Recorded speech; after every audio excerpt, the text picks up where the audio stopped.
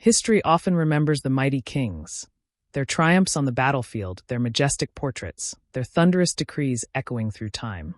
But what happens when the crown is placed not on the head of a seasoned warrior or cunning statesman, but on a child barely old enough to understand its crushing weight? What happens when that child, quiet and pale, becomes the unlikely torchbearer of a kingdom forged in fire by one of England's most fearsome monarchs?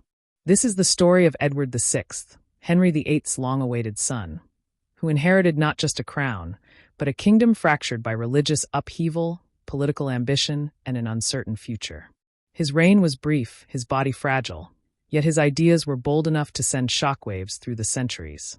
As a boy king, Edward was both a symbol of hope and a catalyst for chaos, a figure often overshadowed by the 6 queens his father wed and the iron will of the sister who followed him to the throne. But behind the thin veil of his youth was a mind sharp with conviction, a reformer's zeal, and a chilling awareness that time was not on his side. Welcome to my channel, where history is more than dusty dates and forgotten names. It's a living, breathing drama that shaped the world we live in today.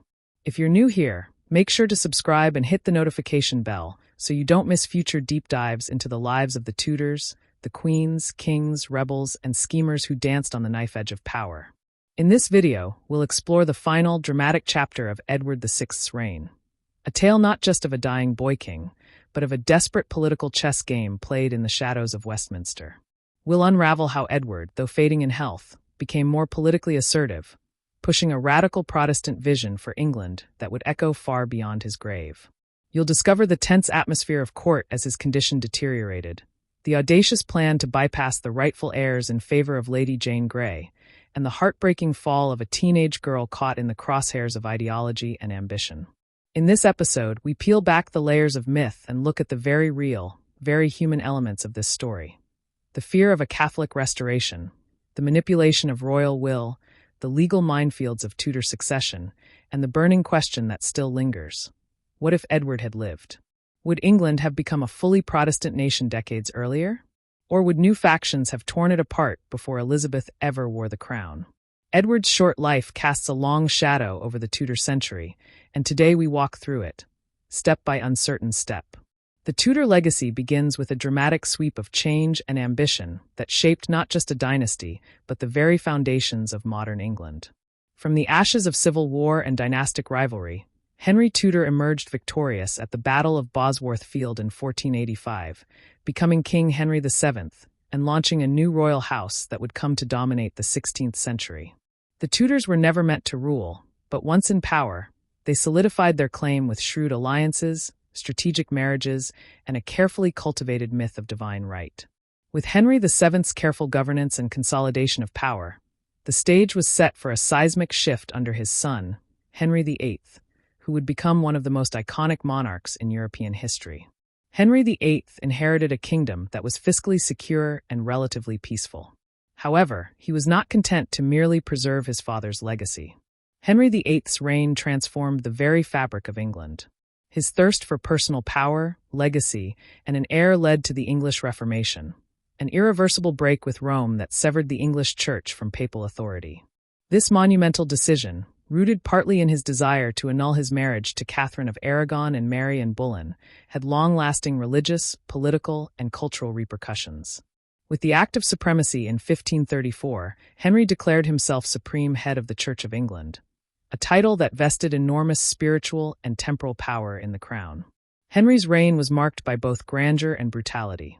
He married 6 times, executed 2 of his wives, and dispatched friends and foes alike in pursuit of unchallenged sovereignty. He built a formidable navy, expanded royal power, and cultivated a court that became a hotbed of artistic patronage and intellectual ferment. Yet, beneath the pomp and power, the king was haunted by a single obsession: the need for a male heir to secure the Tudor succession.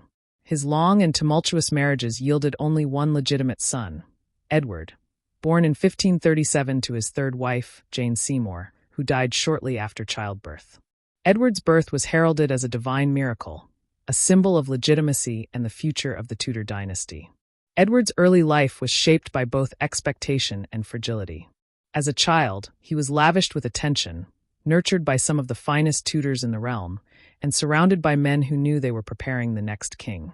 The boy was precocious, highly intelligent, and devoutly Protestant, molded by the reformist values his father had helped unleash.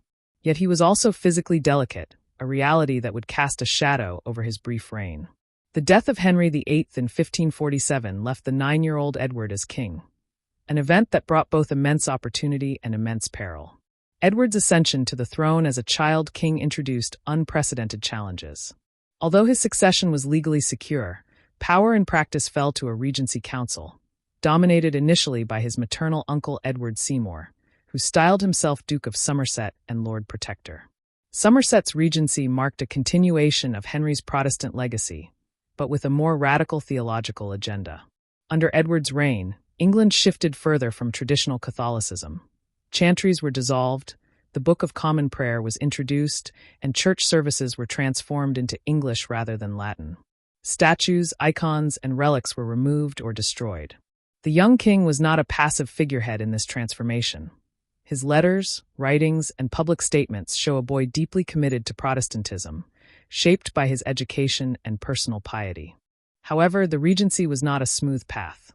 Somerset's leadership was marked by political missteps, social unrest, and military failures. His policies toward enclosure and vagrancy alienated the nobility, while rising prices and poor harvests stirred discontent among the common people. In 1549, widespread rebellion flared, most notably Kett's rebellion in Norfolk, driven by grievances over land and governance. At the same time, England's foreign policy faltered. The attempt to force a union with Scotland through the marriage of Edward to Mary, Queen of Scots, failed disastrously. These failures eroded Somerset's authority, and by 1550, he was overthrown in a coup led by John Dudley, Earl of Warwick, who would become Duke of Northumberland. Northumberland's regime was more politically savvy and economically stabilizing. He moved quickly to restore fiscal order, reduce expenditure, and strengthen royal control. In religious matters, he advanced a more rigorous Protestant reform, aided by Edward's own enthusiasm. The 42 Articles of Religion, crafted in 1553, outlined the theological foundation of the English Reformation and bore the clear imprint of continental Protestant thought. Edward was not merely a puppet. He saw himself as a new Josiah, a godly prince tasked with purging idolatry and instituting true religion. His writings show a mature grasp of theological nuance and political power, far beyond his years. Yet time was not on Edward's side. By early 1553, it became clear that the king's health was in sharp decline. The symptoms, persistent coughing, fever, and weight loss, suggested tuberculosis, a disease often fatal in the 16th century. As his condition worsened, a succession crisis loomed. Henry VIII had established a clear line of succession.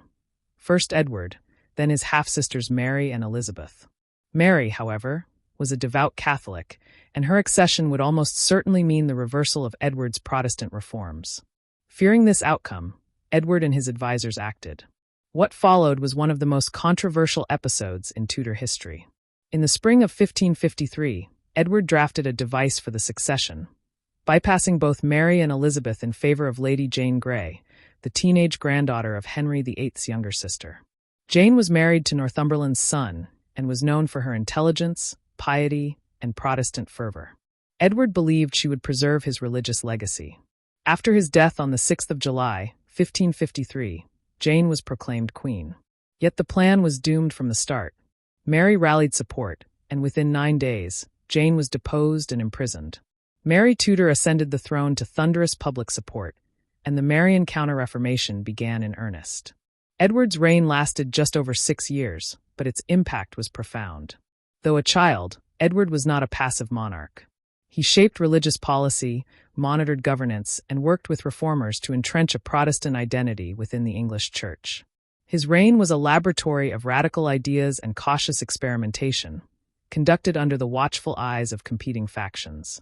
The political instability and factionalism that marked his regency revealed the perils of minority kingship, but also the evolving nature of monarchical authority in the post-Reformation world.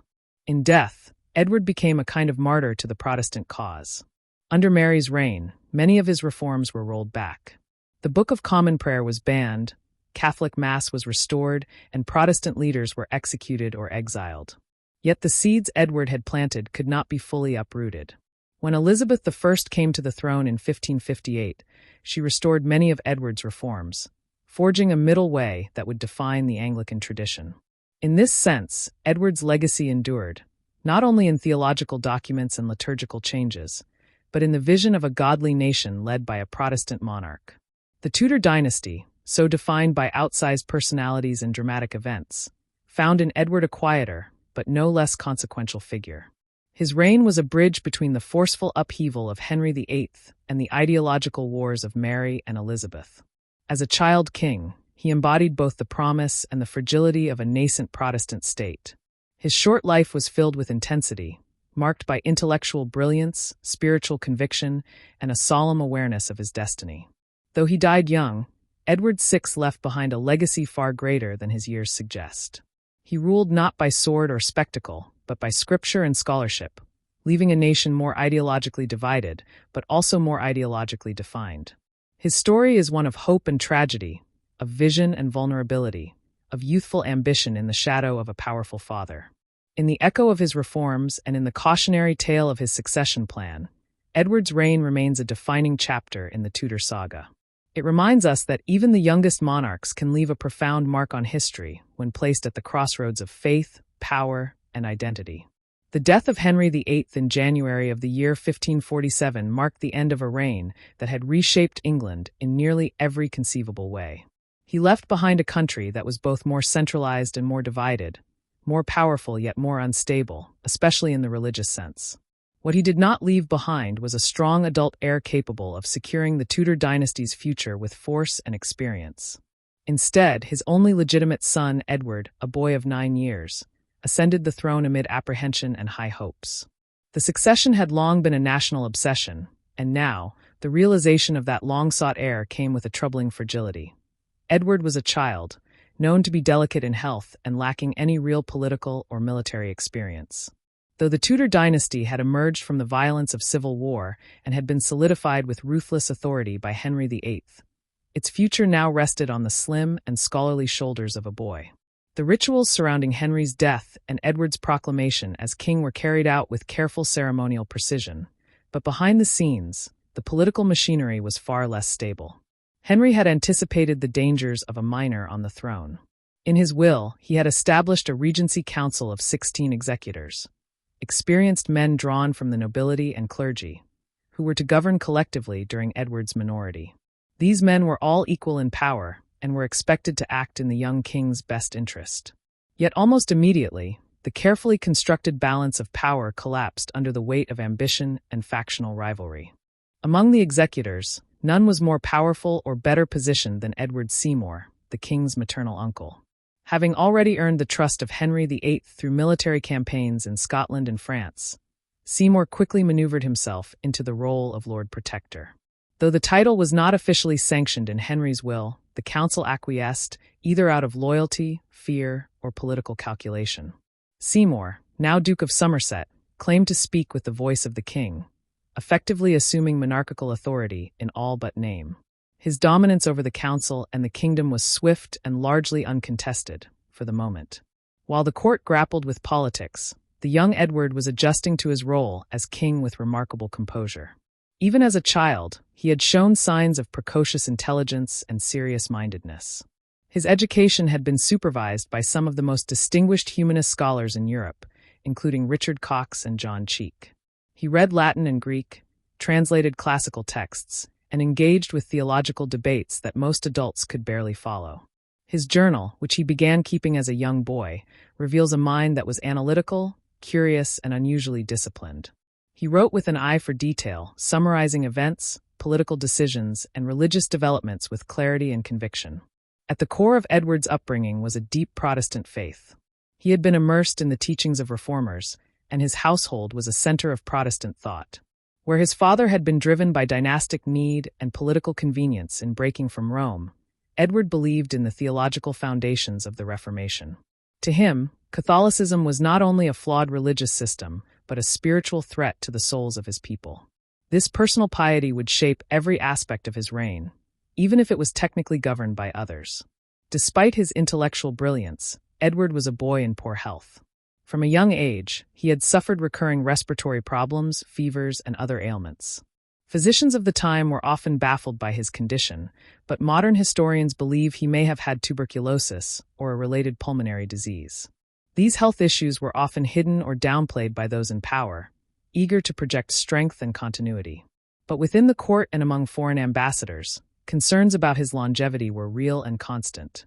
The tension between his spiritual and intellectual promise and his physical fragility created an uneasy atmosphere around the throne, one that heightened the stakes for those vying to shape or control the young monarch's rule. Somerset, as Lord Protector, took on the responsibility of guiding both Edward and the kingdom. His government was driven by a vision of moral and religious reform, matched with a desire to continue Henry's imperial ambitions, particularly in Scotland. But Somerset's idealism was soon undermined by a series of political missteps and external challenges. He launched an aggressive military campaign into Scotland in an effort to secure a marriage between Edward and the young Mary, Queen of Scots.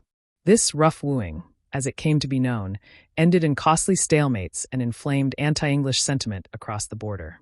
Domestically, Somerset introduced social reforms intended to address poverty, enclosure, and the displacement of peasants from traditional farmland. While progressive in intention, these reforms alienated powerful landowners and created the perception that the protector was weak, indecisive, or even naive. The social unrest culminated in rebellions such as Kett's Rebellion in Norfolk, where thousands rose up against landlords and local authorities. Though the uprising was eventually crushed, it further eroded Somerset's authority and emboldened his rivals on the Regency Council. Meanwhile, the young king observed these developments with keen interest. His writings reveal frustration at the unrest in the realm, but also a desire to rule as a just and godly prince. Edward was no mere observer of policy. He reviewed documents, gave opinions on legal matters, and engaged regularly with his council. His theological training gave him a particularly strong influence in matters of religion. He approved the First Book of Common Prayer in the year 1549, which standardized English liturgy and marked a definitive break from Catholic ritual. Though written primarily by Archbishop Thomas Cranmer, the book reflected Edward's own convictions about the need for an English-speaking, scripture-focused church. Somerset's fall was as swift as his rise. By 1550, John Dudley, the ambitious and ruthless Earl of Warwick, had positioned himself as the kingdom's new power broker. Somerset was arrested and imprisoned in the Tower of London, and Dudley, soon to be created Duke of Northumberland, took control of the regency. Unlike Somerset, Northumberland was not interested in social reform. His leadership focused on political stability, financial control, and the continuation of Protestant reform without provoking widespread resistance. Under Northumberland's guidance, the Edwardian Reformation entered its most radical phase. The Second Book of Common Prayer, introduced in the year 1552, removed even more elements of Catholic tradition. Altars were replaced with communion tables, vestments were abolished, and services emphasized preaching over ceremony.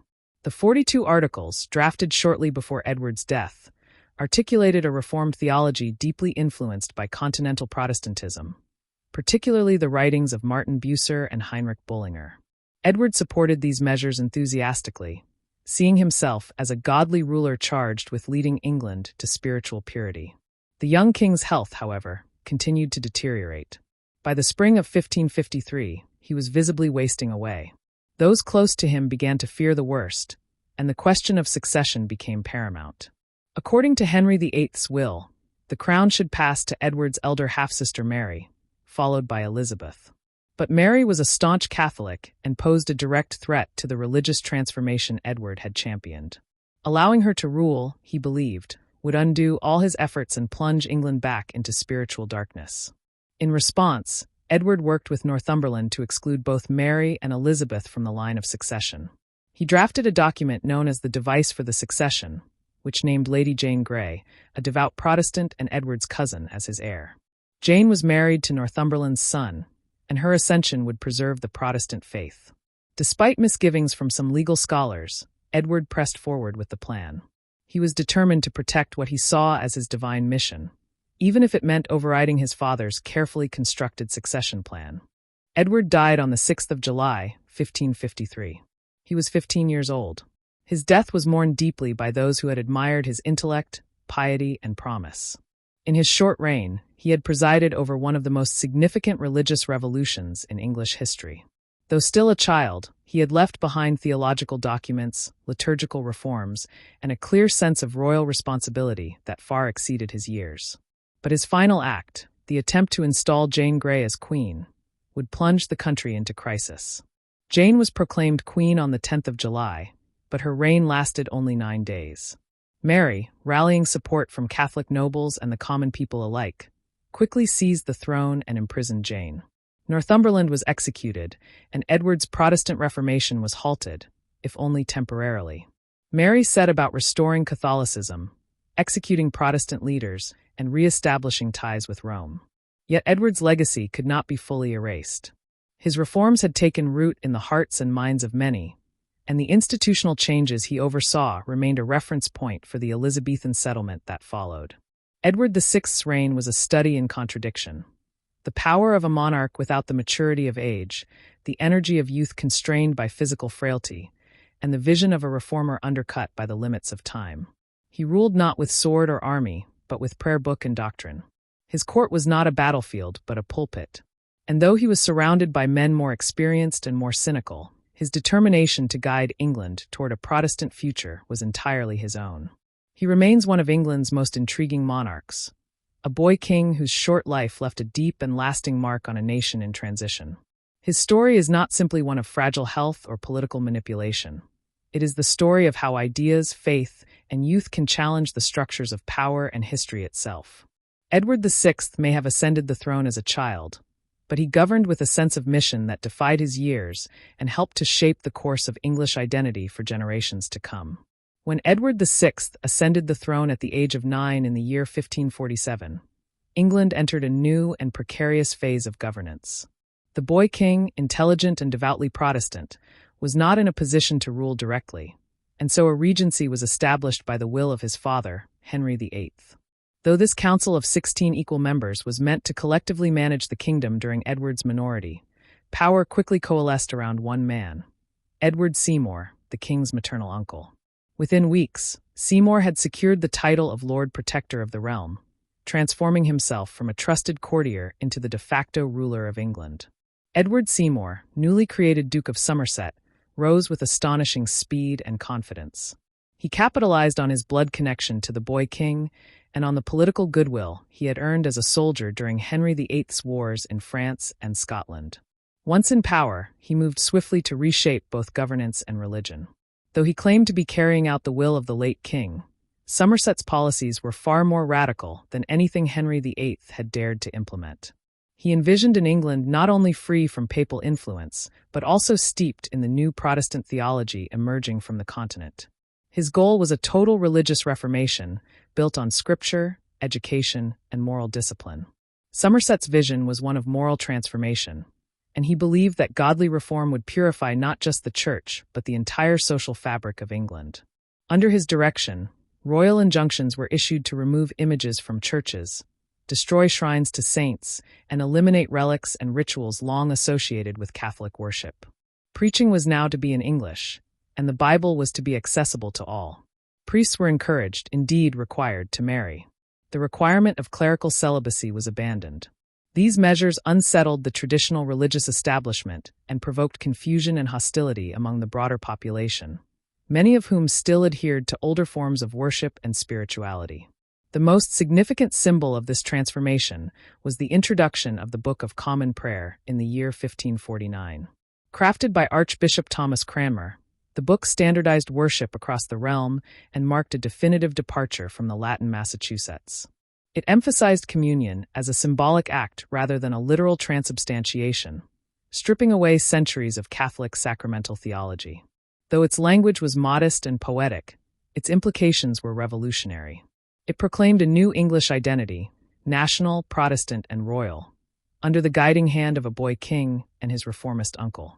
Somerset's religious reforms, though bold, were only part of his broader political strategy. He sought to strengthen the monarchy by asserting centralized authority and undermining feudal structures. Yet his social policies often betrayed a naive optimism. He issued proclamations condemning the enclosure of common land by wealthy landowners, believing that such acts oppressed the poor and violated Christian charity. He established commissions to investigate illegal enclosures and punish those who exploited the peasantry. While these policies appealed to common people, they enraged the gentry and nobility, many of whom sat on the very council Somerset was supposed to lead. His inability to balance reform with political pragmatism soon led to instability. Discontent spread across the country. In Norfolk, Robert Kett, a landowner sympathetic to the grievances of the poor, led a full-scale rebellion in the summer of 1549. Kett's rebellion was not merely a spontaneous uprising. It was a structured movement with clear demands for fairer rents, access to common land, and the removal of corrupt local officials. The rebels even established their own form of governance in Mousehold Heath, outside Norwich. Though Somerset responded with force and eventually suppressed the uprising, the rebellion exposed the dangerous undercurrents of resentment his reforms had provoked. Meanwhile, England's foreign policy was also faltering. Somerset continued the costly war in Scotland with the aim of securing a marriage alliance between Edward VI and Mary, Queen of Scots. The dream was to unite the crowns of England and Scotland through matrimony and ensure a Protestant future for both realms. However, the war dragged on, consuming resources and generating little tangible gain. The Scots refused to capitulate, and French forces increasingly intervened on their behalf. By the end of 1549, England's military efforts had ground to a halt, and Somerset's dream of a united Protestant Britain seemed farther away than ever. As Somerset's popularity waned, his rivals began to circle. Chief among them was John Dudley, a seasoned military commander and skilled politician. Dudley, Earl of Warwick, had served under Henry VIII and had a reputation for both loyalty and cunning. Unlike Somerset, who had relied on personal authority and high-minded reform, Dudley understood the value of patronage, alliances, and political calculation. He cultivated relationships with council members, nobles, and the increasingly disillusioned gentry. While Somerset lectured on godliness, Dudley offered political stability and material rewards. Throughout 1550, Dudley quietly consolidated his power. He presented himself not as an ideologue, but as a restorer of order. He positioned himself as a protector of the realm, not of radical reform. When discontent erupted again in the countryside and Somerset struggled to maintain control, Dudley acted. He orchestrated a coup with other council members, arrested Somerset in October of 1550, and imprisoned him in the Tower of London. Though initially released and briefly restored to the council, Somerset had lost the confidence of his peers. He remained a suspect figure and was eventually executed in January of 1552 after being implicated in a plot, perhaps fabricated, to overthrow the government. With Somerset gone, Dudley emerged as the unchallenged leader of the regency. In the spring of 1551, he was elevated to the title of Duke of Northumberland. Unlike his predecessor, Northumberland did not assume the formal title of Lord Protector. Instead, he ruled through the Privy Council and maintained the appearance of collective governance, though in reality his control was absolute.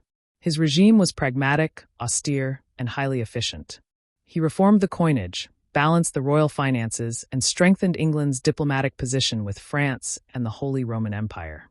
Northumberland also continued the religious reforms begun under Somerset, though with more caution and greater political finesse. Under his guidance, the Second Book of Common Prayer was introduced in 1552. This version removed any remaining ambiguity about the Eucharist, affirming that Christ's presence was spiritual, not physical, and further distancing English worship from Catholic doctrine. Churches were stripped of their ornaments, altars were replaced by communion tables, and the Mass was recast as a commemorative rather than sacrificial rite.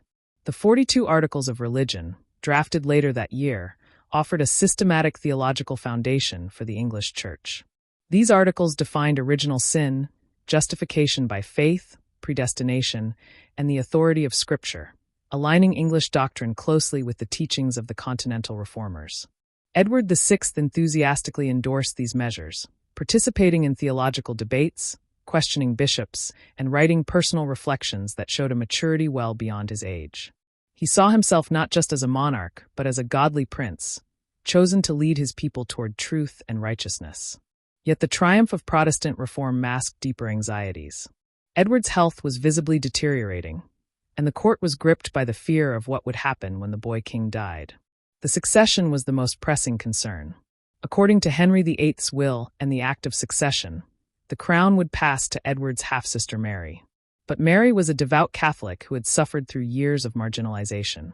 Her accession would almost certainly mean the destruction of Edward's religious reforms. Northumberland and Edward knew this. Together, they devised a plan to prevent Mary from taking the throne. In early 1553, Edward drafted the device for the succession, a document that named Lady Jane Grey as his successor. Jane, the granddaughter of Henry VII's younger daughter, was a committed Protestant and the ideal figurehead for Northumberland's vision. She was married to his son, Guilford Dudley, thus binding the political and religious stakes of the succession to his own family's fortunes. Edward's death on the 6th of July, 1553, brought the plan into motion. Jane was proclaimed queen, but the attempt to bypass Mary's claim to the throne failed spectacularly. Within 9 days, Mary had rallied enough support to depose Jane, imprison Northumberland, and restore Catholicism. The collapse was swift and bloody. Northumberland was executed, Jane and Guilford were imprisoned, and the short-lived dream of a Protestant dynasty was crushed, at least for a time. Still, the work done during Edward's reign, especially under Somerset and Northumberland, laid the ideological foundation for the Elizabethan Church. The institutions, doctrines, and liturgical practices they had introduced would return in a more permanent form after Mary's reign. Though Somerset's idealism had alienated many and Northumberland's power plays ended in failure, both men had, in their own ways, transformed England into a new kind of kingdom, one defined not by medieval ritual or papal allegiance, but by scripture, sermon, and statecraft. The story of the Protectors is ultimately a study in contrasts. Somerset ruled with moral conviction, but lacked political dexterity. He envisioned a purified realm, but misjudged the social forces he sought to reform. Northumberland ruled with ruthless efficiency and political savvy.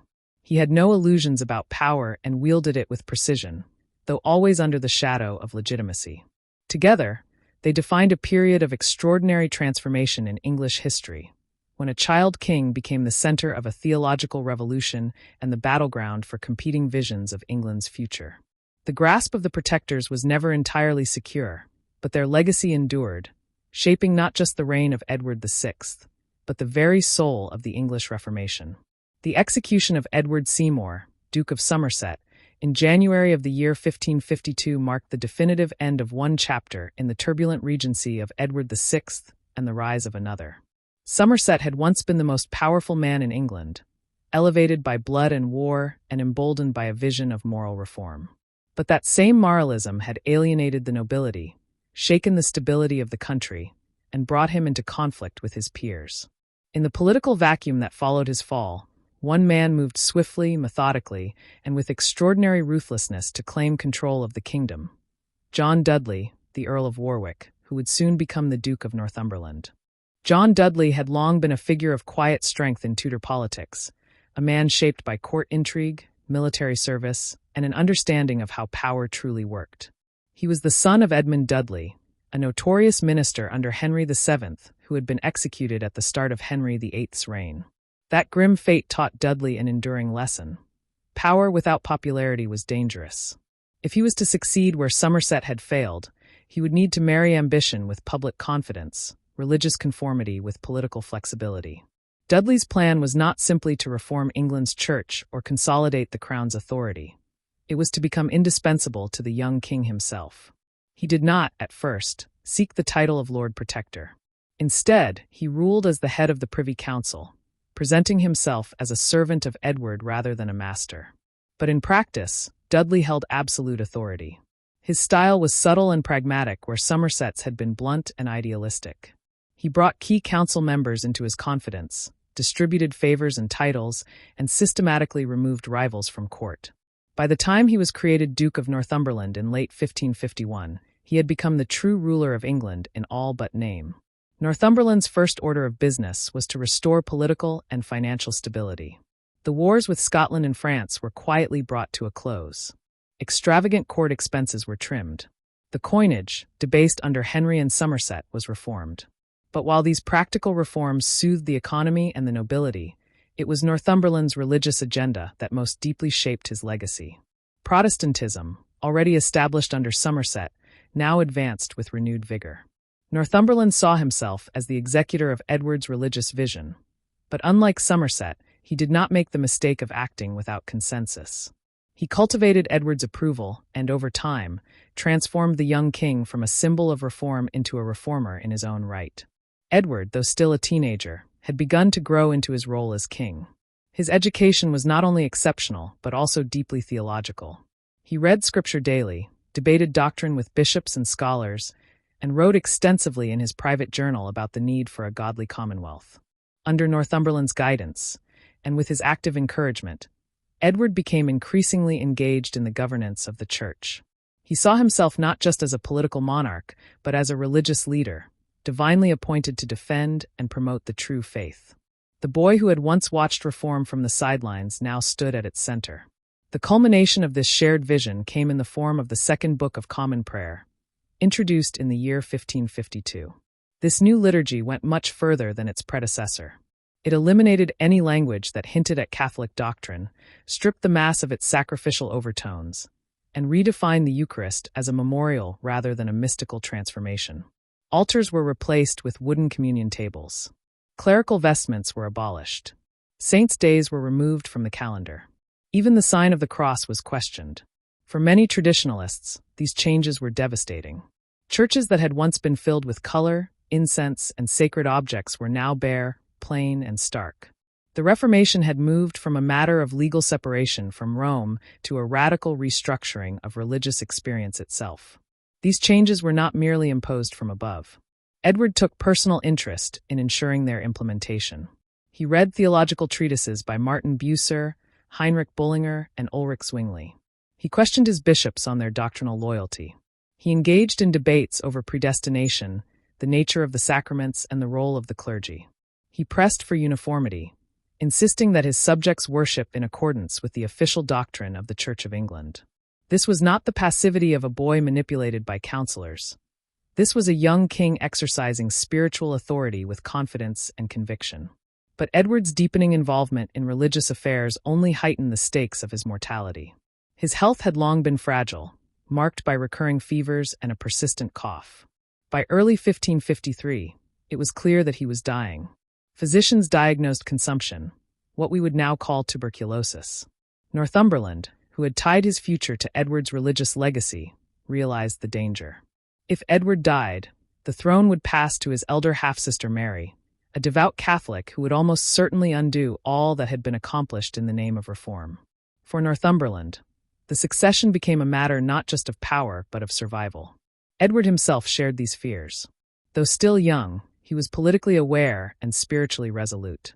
He believed that God had chosen him to restore true religion to England. To see it destroyed by Mary's accession would, in his eyes, be a betrayal of divine will. And so, together, Edward and Northumberland conceived a plan to alter the succession. The solution was Lady Jane Grey, Edward's cousin and a fellow Protestant. Jane was the granddaughter of Henry VII's daughter Mary, and therefore had royal blood. More importantly, she was devout, intelligent, and malleable. She had been educated in the same Reformed tradition as Edward and was married to Northumberland's son, Guilford Dudley.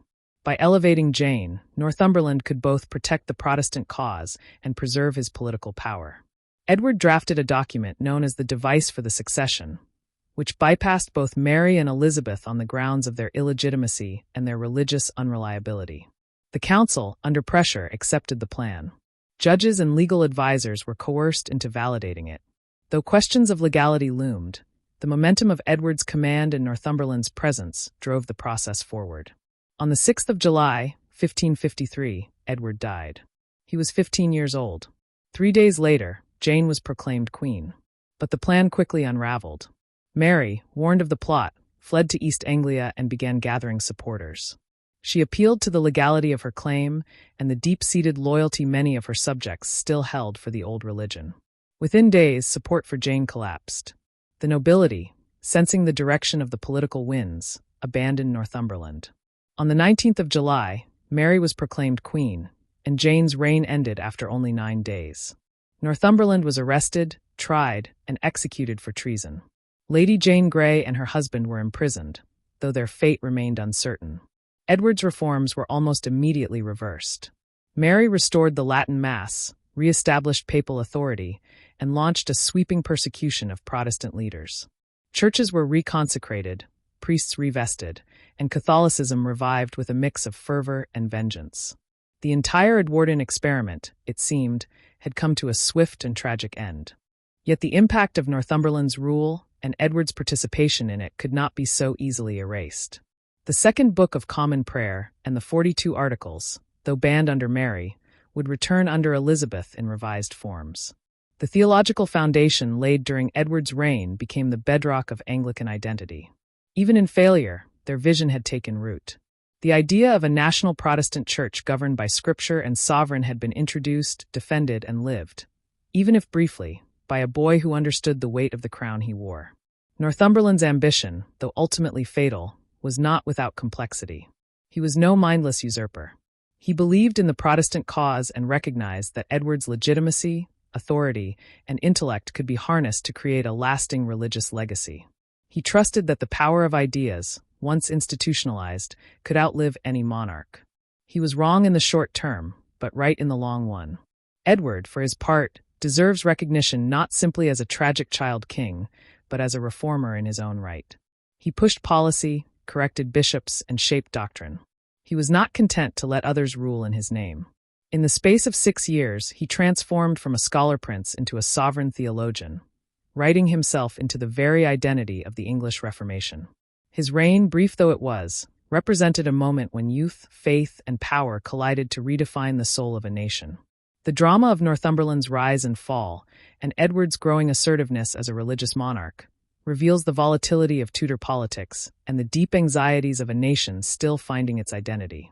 It is the story of how fragile power can be when it rests on the body of a dying boy, and how great ambition, when paired with conviction, can still leave an enduring mark on history. The end of their experiment did not erase its meaning.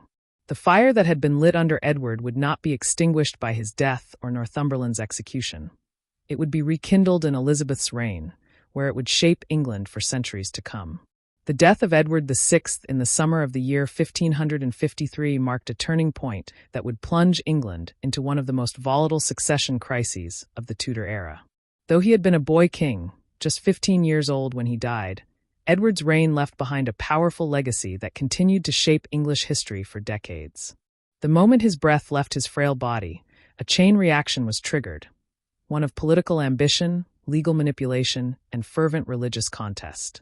The dying wishes of a young monarch would ignite a whirlwind that neither his protectors nor his intended successor could control. News of Edward's death was initially kept secret, as his closest advisors, particularly John Dudley, Duke of Northumberland, scrambled to implement the king's final orders. Edward's devise for the succession, written in his own hand and revised shortly before his death, bypassed both of his half-sisters, Mary and Elizabeth, in favor of his Protestant cousin, Lady Jane Grey.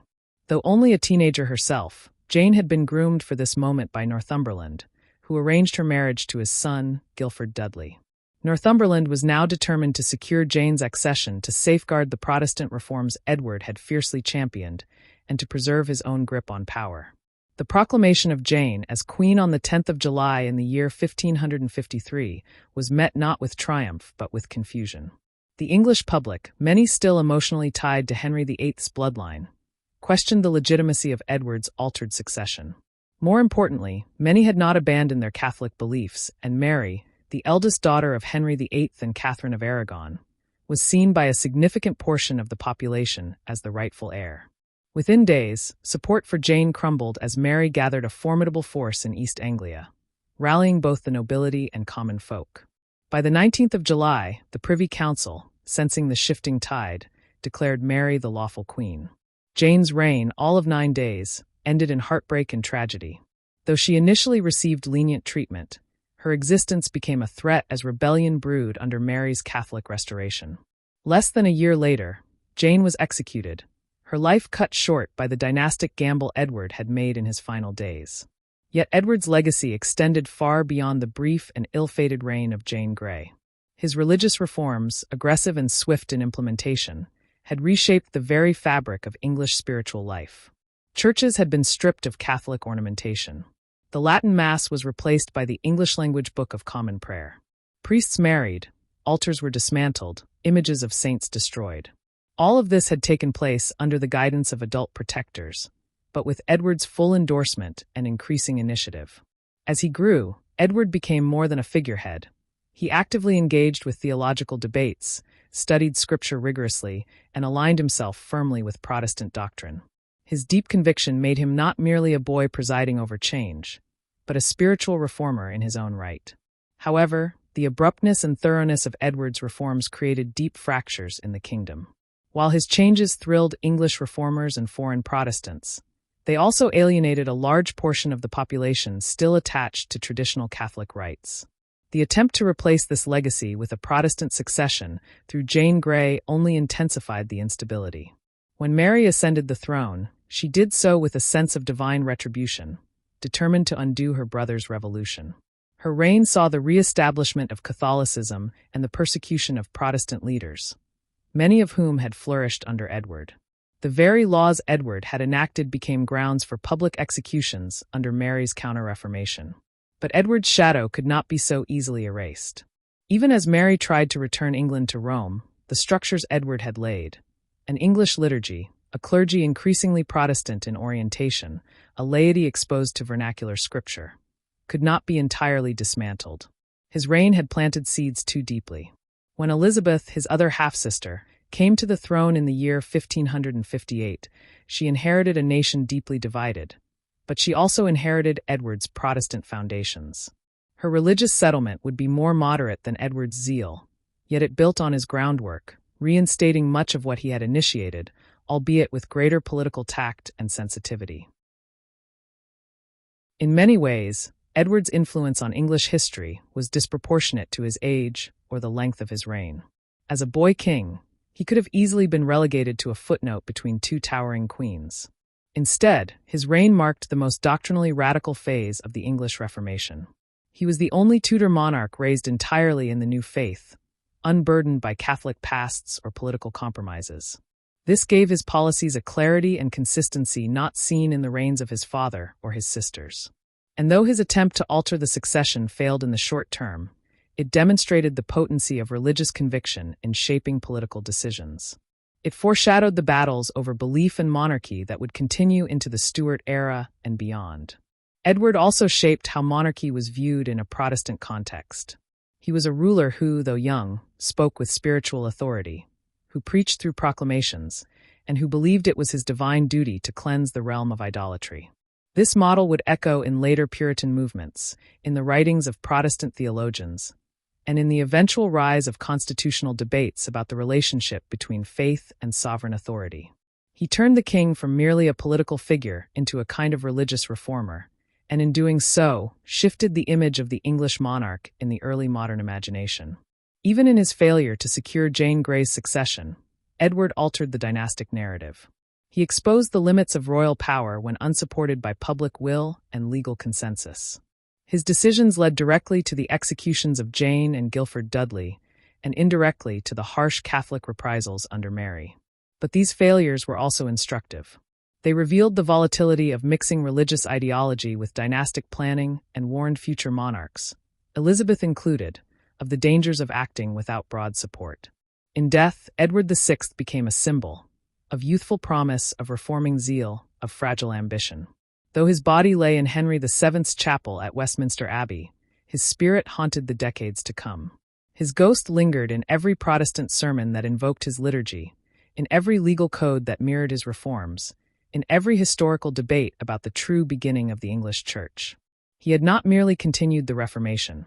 He had claimed it as his own, owned it, and, though briefly, commanded it with the certitude of one who believed himself God's instrument. For many years, historians overlooked Edward, overshadowed as he was by his more dramatic father and his towering half-sister Elizabeth. But modern scholarship has increasingly recognized the significance of his reign. Edward was not just a bridge between monarchs, he was a transformative figure in his own right. His reign embodied the promises and perils of Protestant reform, the precocity of youthful leadership, and the enduring tension between ideology and authority. His name may not summon the same immediate recognition as Henry or Elizabeth, but his impact, woven into the legal, religious, and political fabric of England, remains undeniable.